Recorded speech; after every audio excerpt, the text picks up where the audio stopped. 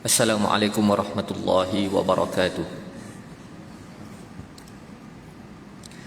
A'udzu billahi minasyaitonir rajim. Bismillahirrahmanirrahim. Alhamdulillahi rabbil alamin. Wassalatu wassalamu ala asyrafil anbiya'i wal mursalin wa ala alihi wa sahbihi ajma'in. Rabbi shrah li sadri wa yassir li amri wahlul 'uqdatam min lisani yafqahu qawli. Subhanaka la ilma lana illa ma 'allamtana innaka antal alimul hakim. Wala haula wala quwwata illa billahil aliyil azim. Qala Allah subhanahu wa ta'ala: wa laqad ba'athna fi kulli ummatin rasula an i'budullaha wajtanibut taghut. Allah berfirman, dan sesungguhnya kami telah utuskan bagi setiap umat itu Rasul, masing-masing membawa seruan, abdikanlah diri kepada Allah dan jauhkanlah diri dari taghut. Sadaqallahul azim. Yang berusaha Tuan Nazir, yang dimuliakan Tuan Imam, Tuan Bilal, ahli jawatan kuasa, seterusnya pimpinan masyarakat, hadirin hadirat yang dimuliakan oleh Allah sekalian. InsyaAllah malam ini kita sambung perbahasan kitab Ar-Rahiqul Makhtum karangan Syekh Mubarakfuri. Kita masih lagi berada dalam bab yang membahaskan faktor kesabaran dan kecekalan para sahabat radhiyallahu anhum ajma'in. Dalam pertemuan yang lepas kita telah membicarakan soal kesabaran dan kecekalan para sahabat yang menakjubkan, yang menghairankan sesiapa sahaja yang melihat daya tahan yang ada pada diri pada para sahabat.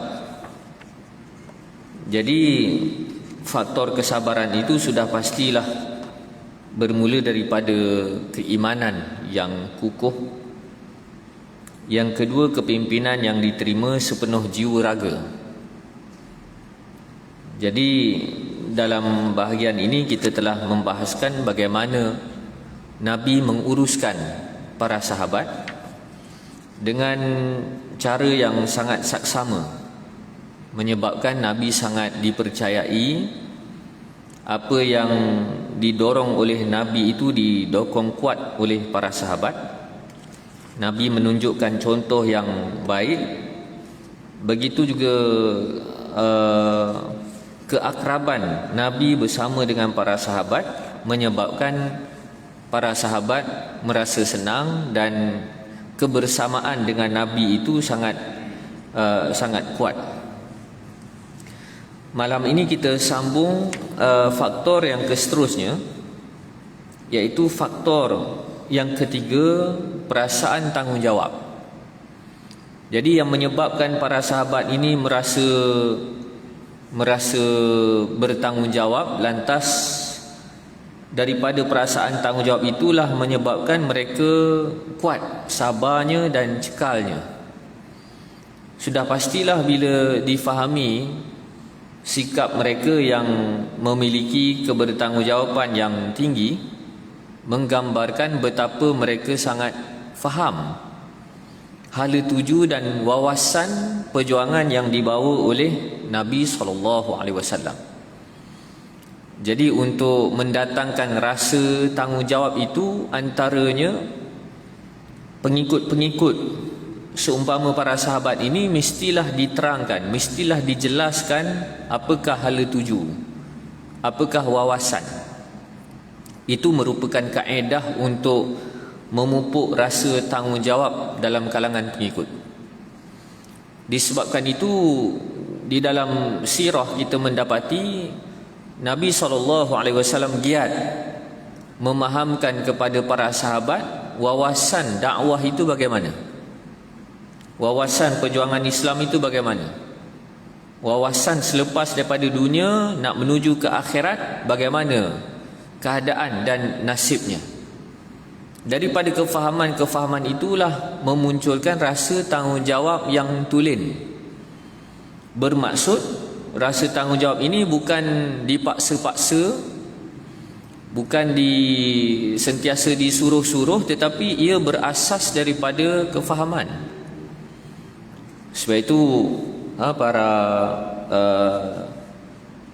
para ilmuwan yang bergerak dalam konteks gerakan Islam, mereka banyak mengkaitkan sirah ini dengan menggambarkan tanggungjawab terlibat dalam perjuangan Islam ini berlangsung secara tatawwu', secara sukarela. Kerana daripada sukarela itulah mendatangkan kesetiaan, rasa kebertanggungjawatan, committed yang sejati, yang tulen, bukan dibuat-buat, bukan diancam-ancam, kalau tak buat begini, kalau tak buat begini. Sekalipun setiap daripada tugas-tugasan itu ada perkiraan dosa dan pahalanya, tetapi apa yang digerakkan oleh para sahabat itu bergerak daripada kefahaman, dan daripada kefahaman itulah mereka faham itu merupakan tanggungjawab, dan tanggungjawab itu dilaksanakan dengan cukup baik. Jadi berbeza kan, kalau orang buat kerja kerana terpaksa dengan orang buat kerja sebab dia suka buat kerja tu, kan berbeza. Tahap ikhlas pun berbeza kan. Kalau buat kerja terpaksa, barangkali kualitinya kurang. Kalau buat kerja sebab orang tu memang enjoy buat kerja itu, maka kualitinya baik. Jadi itu jugalah yang diterapkan oleh Nabi SAW. Kalau kita lihat interaksi antara Nabi dan para sahabat, menyebabkan para sahabat melakukan tugas itu secara kalau mudah ceritanya, mereka enjoy dalam melaksanakan tugas. Kalau kita lihat sebagai contoh, ketika para sahabat radhiyallahu anhum ajma'in berasa sangat lapar dan letih ketika menggali parit dalam perang Khandaq, perang Ahzab, Nabi turut serta. Dan untuk mendatangkan rasa keseronokan dalam berjuang Islam itu, mereka sambil menyanyi antara satu sama lain, sambil bernasyid, nahnu alladhina bay'u Muhammada 'alal jihadi ma baqina abada.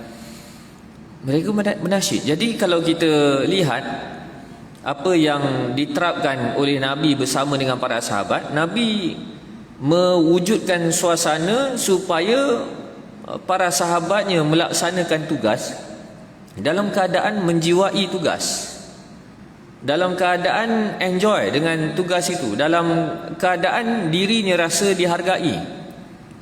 Maka daripada perasaan-perasaan itulah menyebabkan timbul rasa tanggungjawab yang sebenar, dan mereka seronok dalam menjalankan tugas-tugas tersebut. Jadi di sinilah antara kebijaksanaan yang ditunjukkan oleh Nabi dalam konsep kepimpinan. Bagaimana Nabi memilih para sahabatnya sesuai dengan potensi masing-masing. Nabi memberikan tugas-tugas yang sesuai.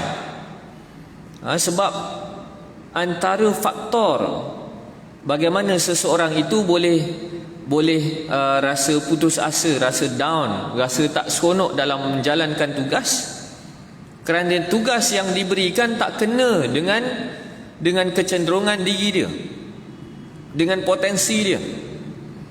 Jadi disebabkan itulah kalau kita lihat ada sahabat yang Nabi berikan fokus terlibat dalam peperangan, menjadi orang penting dalam peperangan, dalam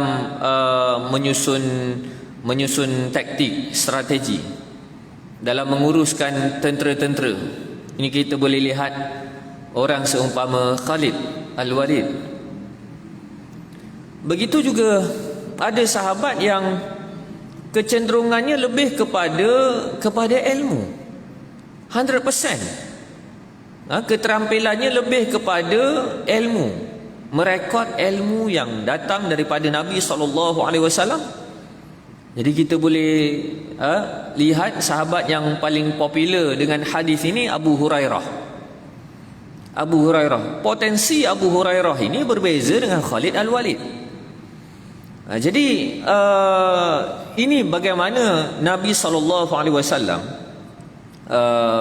membentuk para sahabat yang memiliki kekuatan secara kolektif, di mana masing-masing memiliki kelebihannya, dan Nabi tidak membanding-bandingkan kelebihan dalam kalangan para sahabat, melainkan Nabi menggabungkan kelebihan mereka, membicarakan, menitik beratkan soal kelebihan-kelebihan mereka, bukan menjadikan kelemahan mereka sebagai bahan sindiran atau bahan untuk diskredit ke atas para sahabat. Jadi sikap seumpama inilah yang perlu dipelajari oleh kita dalam organisasi, supaya orang mendokong kepimpinan itu dalam keadaan yang sukarela, dalam keadaan seronok, dalam keadaan rasa dihargai. Jadi sifat tanggungjawab itu bukan datang dengan ugut-ugutan, bukan dengan perli, bukan dengan sinis, bukan dengan sindir, tetapi ia datang dalam bentuk seumpama yang dibicarakan tadi.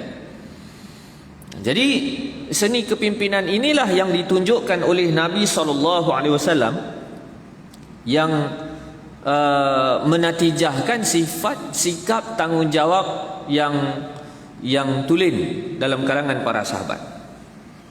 Para sahabat cukup merasa bertanggungjawab terhadap permasalahan yang dialami oleh manusia.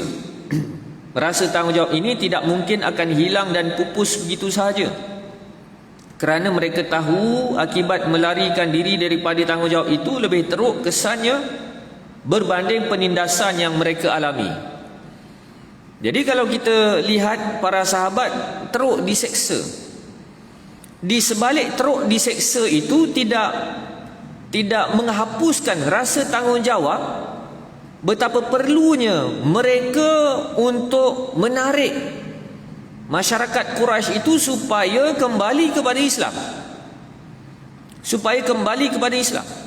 Mereka tidak mengolah pengalaman-pengalaman mereka sebagai dendam, tetapi mereka mengolah pengalaman-pengalaman mereka sebagai satu halangan yang tidak akan melunturkan rasa tanggungjawab. Aku kena tarik diorang ini supaya masuk Islam, aku kena sedarkan diorang. Jadi ini berbeza. Kadang-kadang kita berdakwah, dan bila orang buat salah, kita seakan-akan secara tanpa sedar kita teringin untuk dia terus melakukan kesalahan, supaya peringatan-peringatan berkaitan dengan neraka, berkaitan dengan murka Allah itu relevan untuk dikenakan ke atas dia. Dan akhir sekali kita tidak ubah seumpama syaitan, kerana seakan-akan rasa enjoy ada orang yang layak masuk neraka. Ini yang kalau kita lihat antara dialog Syekh Mutawalli Sya'rawi, dia sebutkan apa beza kita dengan syaitan. Kalau kita seakan-akan suka, enjoy, menyatakan orang ini layak masuk neraka, seakan-akan kita enjoy dengan kedudukan itu. Dan sikap tersebut tidak ada pada para sahabat. Walaupun peringatan-peringatan berkaitan dengan neraka itu tetap disampaikan, tetapi apabila mereka melihat sanak saudara, kenalan, orang-orang dalam kalangan Quraisy itu yang lalai, Mereka tidak boleh duduk diam. Mereka merasa bertanggungjawab. Aku kena sedarkan dia. Aku kena sedarkan dia. Jadi itu rasa tanggungjawab. Dan kalau kita lihat di dalam Al-Quran, Allah SWT menyebutkan soal tanggungjawab untuk memakmurkan dunia. Termasuk juga memakmurkan dunia itu adalah dengan melestarikan ajaran Islam. Dalam ayat yang selalu kita dengar, inna aradnal amanata 'alas samawati wal ardi wal jibal fa abaina ay yahmilnaha wa ashfaqna minha wa hamalaha al insan innahu kana zaluman jahula. Allah sebutkan berkaitan dengan tugas yang dipanggil sebagai amanah, memakmurkan dunia, melestarikan Islam atas muka bumi. Dan akhir sekali tugas itu sanggup ditanggung oleh manusia. Di akhir ayat Allah katakan innahu kana zaluman jahula. Adalah manusia itu sangat-sangat zalim dan sangat-sangat jahil. Jadi ayat ini ayat daripada permulaannya berkisah soal amanah. Bermaksud untuk melahirkan jiwa yang ada rasa tanggungjawab. Maka sikap zalum dan jahul itu perlu dihakis terlebih dahulu. Kezaliman, sikap yang zalim, sifat jahil itu mesti dihakis. Maka inilah yang diusahakan oleh Nabi SAW. Seawal fasa dakwah, Nabi SAW menerangkan konsep-konsep keadilan. Bukan semata-mata keadilan dari sudut hukum, bukan semata-mata keadilan dari sudut menilai, bahkan adil dalam berfikir. Dan selepas bila Allah katakan zaluman jahula, bersekali dengan jahul, untuk mendatangkan rasa tanggungjawab itu mestilah kejahilan dihapuskan terlebih dahulu. Maka kita dapati apa yang diusahakan oleh Nabi SAW, menerapkan ilmu. Bukan sekadar menerapkan ilmu pengetahuan, ma'rifah, tetapi lebih daripada itu melatih hati dan jiwa para sahabat supaya tidak jahil. Kerana kejahilan ini ada pelbagai bentuk. Kejahilan dari sudut ilmu pengetahuan, kejahilan dari sudut hati. Jadi apabila kejahilan dan kezaliman itu ditekankan bahawa penyakit ini penyakit yang sangat bahaya, maka daripada itulah munculnya sifat amanah dalam kalangan para sahabat. Sifat amanah, sifat integriti, ada rasa tanggungjawab terhadap agama. Jadi proses itu dijalankan oleh Nabi SAW dalam kalangan para sahabat. Kalau kita mahu bicarakan asas kepada dakwah, sekurang-kurangnya dalam tempoh 13 tahun itu yang diterapkan oleh baginda Nabi SAW. Begitu juga daripada kesedaran itu, mereka sedar kerugian yang akan menimpa mereka dan manusia seluruhnya akibat melarikan diri daripada tanggungjawab tidak dapat dibandingkan dengan apa sahaja kesusahan-kesusahan yang mereka hadapi akibat menanggung tanggungjawab ini.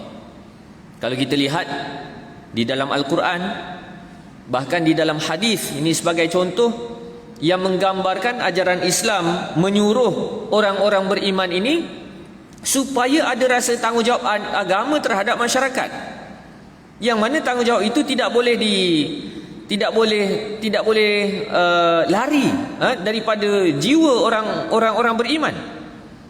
Sebagai contoh ayat yang memupuk rasa tanggungjawab itu, ayat Al-Quran, bahkan dalam hadis yang membahaskan berkaitan dengan bala yang Allah timpakan ke atas manusia itu tidak diturunkan khusus ke atas mereka yang melakukan kerosakan, tetapi bala itu bersifat umum.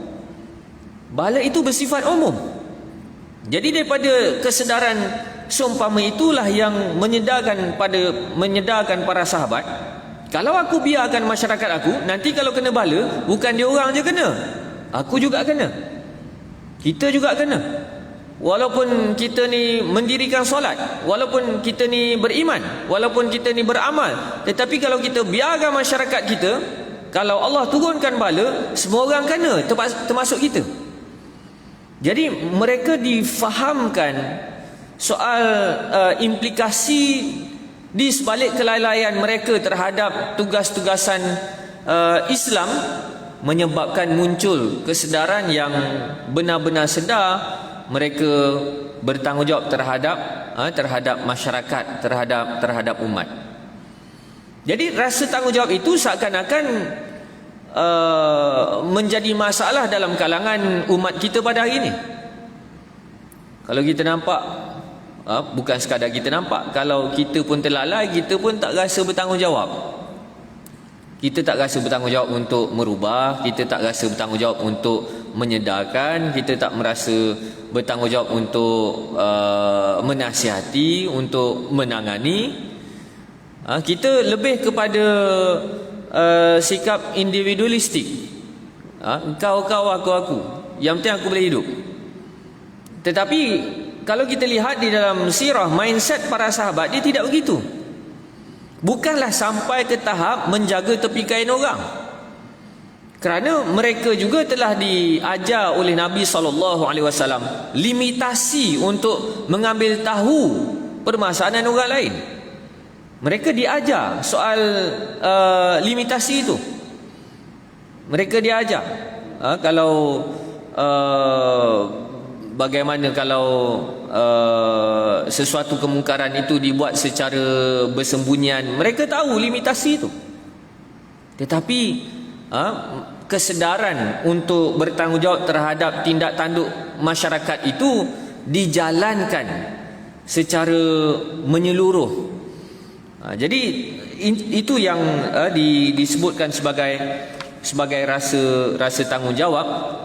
Dan mereka pun telah diingatkan berkaitan dengan kisah kaum terdahulu, generasi terdahulu, khususnya Bani Israel, yang pada awalnya telah dipilih oleh Allah untuk menanggung tanggungjawab agama Islam. Tetapi disebabkan mereka tidak ada rasa tanggungjawab terhadap Islam, akhir sekali Allah menggantikan mereka dengan orang lain. Jadi para sahabat bukan dalam erti kata mereka dipaksa, tetapi mereka sedar apabila Islam datang kepada mereka, ini merupakan satu peluang yang hanya datang sekali. Maka mereka menghargai peluang itu. Tidak sebagaimana Bani Israel yang mereka menganggap bahawasanya Allah wajib untuk memberi kelayakan membawa agama Islam hanya kepada mereka, orang lain takkan boleh. Jadi mereka rasa sombong pula dengan cara faham seperti itu. Daripada cara faham seumpama itu menyebabkan mereka culas terhadap tanggungjawab. Pada masa yang sama mereka suka klaim kelayakan-kelayakan yang Allah telah berikan kepada mereka. Ini sikap puak-puak Yahudi, Bani Israel. Kerana sejarah awal mereka pernah jadi orang Islam. Sebab itu mereka sebutkan kami ini merupakan sya'bullahi mukhtar. Kami ini merupakan bangsa pilihan Allah. Maksudnya apa? Sekadar cek kosong, Allah dah pilih kami. Okey, settle. Allah dah pilih kami, sampai bila-bila Allah pilih kami buat perangai mengarut ke, perangai tak mengarut ke, kami bersungguh dengan agama ke, main-main dengan agama ke, serius dengan agama ke, culas dengan agama ke, Allah tetap berikan kelayakan kepada kami. Ini mindset Bani Israel. Jadi sedangkan kefahamannya, kalau Allah telah berikan Islam kepada kita, kita kena hargai Islam dengan jaga Islam betul-betul. Kerana kalau kita tak jaga Islam betul-betul, peluang yang hanya datang sekali itu Allah akan serahkan kepada orang lain. Yastabdil qauman ghairakum. Allah akan gantikan dengan kaum yang lain, dengan puak yang lain. Jadi sejarah seumpama inilah yang menyedarkan para sahabat, memang kita dimuliakan dengan Islam. Memang kita dimuliakan dengan Islam, tetapi kemuliaan itu merupakan satu kurniaan yang perlu dihargai. Jangan sama sekali mensia-siakannya, kerana kalau sekali Allah tarik, kita tak dapat balik dah. Kita tak dapat balik dah. Berdasarkan cerita sejarah Bani Israel. Maka daripada kesedaran itulah menyebabkan para sahabat benar-benar merasa bertanggungjawab. Merasa bertanggungjawab. Kita hari ini kita duk rasa yang boleh pegang Islam kita je. Orang lain takkan layak, orang lain takkan layak, orang lain takkan boleh. Bila ada perasaan gitu menyebabkan kita rasa belagak dengan peluang yang telah Allah berikan, dan daripada rasa belagak itu kita tidak serius dengan Islam. Bila tidak serius dengan Islam, maka yang dibimbangkan adalah Allah akan buat sebagaimana yang telah berlaku ke atas kaum yang terdahulu, Allah akan gantikan dengan orang lain. Jadi ini yang diingat-ingatkan oleh Nabi SAW kepada para sahabat, bahawasanya kurniaan Allah kepada mereka, kurniaan berupa kurniaan Islam, ia merupakan satu kurniaan, satu peluang yang perlu benar-benar dihargai. Jangan dipersiakan. Bila jangan dipersiakan, itulah mereka benar-benar bertanggungjawab terhadap ajaran Islam. Baik. Yang keempat, keimanan terhadap hari akhirat. Apa yang membulatkan tekad mereka supaya cekal berpegang dengan ajaran Islam adalah mereka beriman dengan hari akhirat. Bermaksud mereka berharap bahawasanya usaha-usaha mereka di dunia ini tidak dipersiakan, pasti akan dibalas dengan ganjaran yang berlipat kali ganda, dan itu merupakan satu motivasi. Cerita berkaitan dengan syurga, cerita berkaitan dengan pahala, berkaitan dengan bidadari, berkaitan dengan keasyikan duduk di dalam syurga, itu merupakan satu motivasi kepada para sahabat, supaya sahabat ini lebih bulat tekadnya berpegang dengan ajaran Islam. Dan kalau kita baca dalam kisah-kisah para sahabat, mereka menggambarkan bila mereka duduk dengan Nabi, mendengar penjelasan-penjelasan Nabi berkaitan dengan akhirat, mereka menggambarkan seakan-akan kami nampak, seakan-akan kami nampak neraka depan mata kami, syurga depan mata kami. Jadi ini juga membabitkan cara pengolahan syurga dan neraka yang ditunjukkan oleh Nabi SAW, yang sangat hidup. Sangat hidup. Jadi sebab itu mereka katakan bila Nabi cerita berkaitan dengan akhirat, berkaitan dengan syurga, berkaitan dengan neraka, seakan-akan kami nampak, walaupun apa yang ada di akhirat itu tidak akan boleh dibayangkan dengan akal fikiran. Tetapi sampai mereka boleh tergambar, terbayang. Ini penerapan yang dibuat oleh Nabi SAW, menyebabkan mereka sangat yakin dengan akhirat, dan daripada keyakinan itulah munculnya tekad, mati di dunia pun tak apa, yang penting sedap di akhirat. Kena zalim di dunia pun tak apa, yang penting selamat di akhirat. Jadi bukan bermaksud mereka membuang dunia, tidak, tetapi mereka menjadikan dunia itu sebagai jambatan kepada wawasan utama mereka, akhirat. Inilah antara faktor yang menguatkan perasaan tanggungjawab tersebut. Para sahabat sangat yakin bahawa mereka akan dibangkitkan untuk menghadap Tuhan semesta alam. Beriman dengan hari akhirat. Dan kalau kita lihat di dalam Al-Quran, sikap kualiti dalam beribadat yang disebutkan sebagai khusyuk itu disebutkan oleh Allah sebagai kualiti yang hanya dicapai oleh mereka yang yakin dengan hari akhirat. Allazina yadhunnuna annahum mulaqu rabbihim wa annahum ilaihi raji'un. Ayat sebelum itu Allah katakan illa 'alal khashi'in, solat itu berat melainkan ke atas orang-orang yang khusyuk. Kemudian Allah katakan orang-orang yang khusyuk itu bagaimana? Golongan yang yakin pertemuan mereka dengan Tuhan mereka di akhirat. Dan mereka yakin mereka akan dikembalikan kepada Allah, kepada Tuhan mereka. Jadi khusyuk kan merupakan satu kualiti dalam beribadat.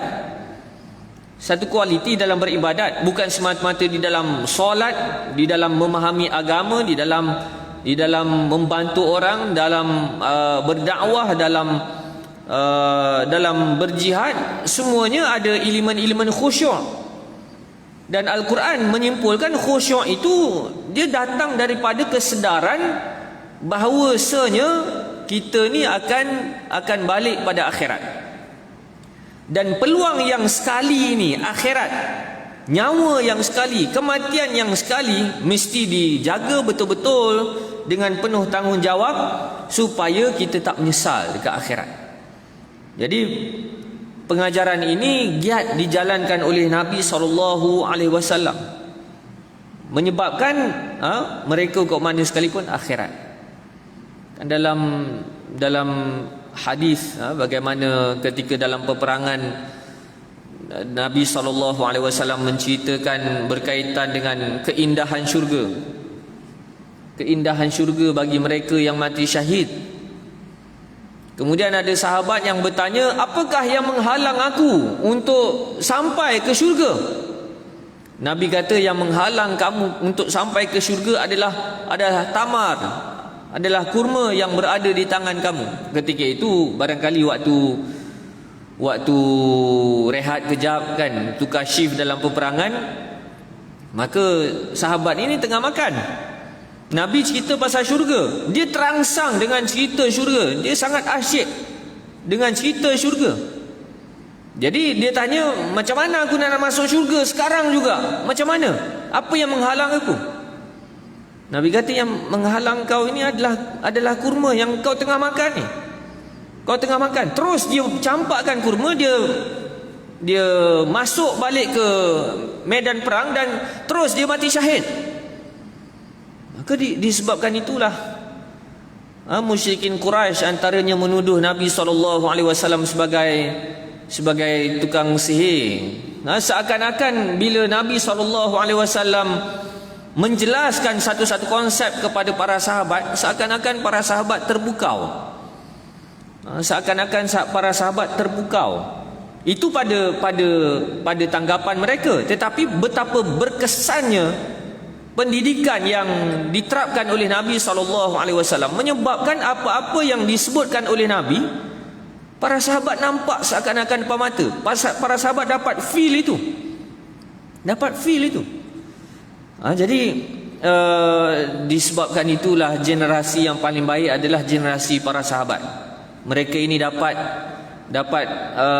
tarbiyah daripada air tangan Nabi sendiri, direct. Kita ni dah cair sangat dah. Tapi apa yang dialami oleh para sahabat membentuk keyakinan, sebab murabbi mereka adalah Nabi sendiri. Cerita berkaitan dengan syurga, cerita berkaitan dengan akhirat. Jadi bagaimana sesi-sesi bersama dengan Nabi itu membawa mereka supaya singgah ke negeri akhirat. Kan bila Nabi dengar cerita, bila sahabat dengar cerita Nabi sahaja, bila part neraka ke, Allah murka ke, sahabat menangis. Bila Nabi cerita berkaitan dengan syurga, sahabat merasa gairah dengan syurga. Jadi kita tak dapat gambarkanlah bagaimana feel yang dialami oleh para sahabat. Sebab keupayaan, kalau kita gunakan istilah yang natural, keupayaan berretorik menyampaikan pesanan-pesanan yang berkesan itu memang keupayaan yang ada pada Nabi sallallahu alaihi wasallam. Jadi disebabkan itu jiwa mereka sangat terkesan. Jiwa mereka sangat terkesan. Kesudahannya hanyalah sama ada mendapat kenikmatan dan yang berkekalan atau azab yang berkekalan di dalam neraka. Para sahabat menghabiskan hidup mereka dalam keadaan antara rasa takut dan mengharap. Antara rasa takut dan mengharap. Khauf dan raja. Takut, mengharap. Itu seimbang. Seimbang. Jadi disebabkan itu kalau kita lihat para sahabatlah golongan yang mereka ni dah buat amal soleh habis baik dah. Tetapi rasa takut mereka dengan neraka itu seakan-akan confirm mereka masuk neraka. Ini yang kalau kita lihat antaranya Sayyidina Umar bila tahu Hudzaifah simpan nama munafik. Kan Sayyidina Umar tanya, nama aku ada tak? Dia tak sebut nama orang lain, dia sebut nama aku. Padahal Sayyidina Umar tu orang yang dekat dengan Nabi. Orang yang dekat dengan Nabi, orang yang bukan melakukan kecurangan terhadap agama, tapi dia merasakan dia yang paling layak masuk neraka. Sehingga ada ungkapan kalaulah satu dunia seluruh manusia telah pun dimasukkan ke dalam syurga, tinggal seorang lagi yang perlu dimasukkan ke dalam neraka, seorang itu mungkin aku. Tahap Sayyidina Umar. Kalau kita lihat contoh daripada Hanzalah. Daripada Hanzalah, bila bersama dengan Nabi dia menangis. Nabi cerita berkenaan neraka, cerita berkaitan dengan akhirat. Hanzalah menangis. Bila balik bersama dengan keluarga dia, Hanzalah ketawa, seronok dengan keluarga. Maka daripada itulah Hanzalah rasa bersalah. Dikatakan qad nafaqa Hanzalah. Hanzalah dah munafik. Hanzalah dah munafik. Sehingga dia mengadu kepada Nabi SAW.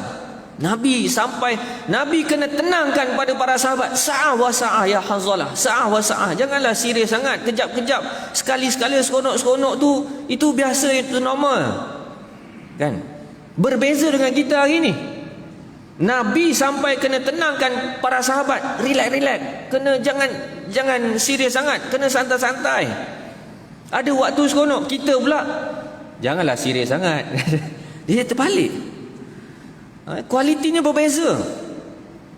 Jadi sensitif, basahnya hati mereka berbeza dengan kita. Kalau kita ceritakan berkaitan dengan syurga dan neraka, kita menganggap akulah tu masuk syurga tu. Sebab apa?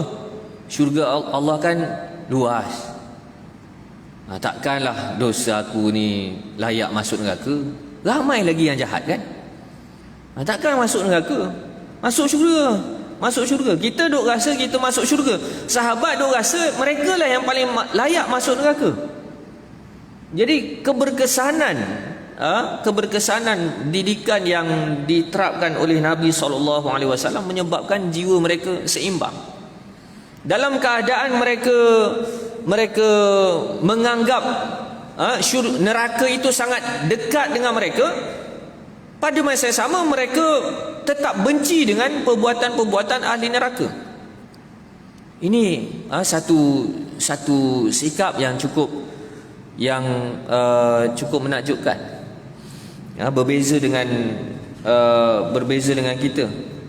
Mereka mengharapkan rahmat Tuhan dan merasa takut terhadap azab siksanya. Jadi yang menarik kalau kita lihat kan para sahabat macam selamba mengaku kesalahan kepada Nabi. Kan? Dia, aku dah berzina. Wahai Nabi, aku dah berzina. Wahai Nabi, aku rasa tak patut. Depan kau aku seronok, depan kau aku sedih-sedih, kononnya khusyuk sangat dengan agama. Belakang kau aku bergelak ketawa. Kalau kita lihat dari satu sudut, kenapa para sahabat ini mereka sanggup mengaku kesalahan mereka depan Nabi? Memanglah kalau jawapan klisenya, keimanan mereka kuat kan? Memanglah, tetapi kita perlu faham dari sudut psikologinya, kenapa para sahabat sampai berani untuk mengaku kesalahan sendiri, padahal Nabi tak suruh pun mereka mengaku. Bukan sekadar Nabi tak suruh mereka mengaku, bila mereka mengaku, Nabi buat tak layan pada awal. Sebab apa? Sebab mereka sangat yakin Nabi ni orang yang adil. Kalau aku ni layak dihukum oleh Nabi pun, Nabi takkan hukum aku lebih daripada kesalahan aku. Menyebabkan mereka boleh mengaku. Kita yang hari ni kita takut apa? Kita takut kita diperlakukan lebih teruk daripada kadar kesalahan yang dilakukan. Menyebabkan tidak ada perkongsian dan kejujuran seumpama itu. Jadi ini keasyikan bersama dengan Nabi SAW menyebabkan para sahabat sangat yakin, bulat tekadnya bersama dengan agama, dan mereka rasa mereka tidak akan dipersiakan oleh Nabi SAW. Hidup dan mati dengan Nabi takkan persiakan aku. Rasa sekadar itu sahaja. Wallahu a'lam. Assalamualaikum warahmatullahi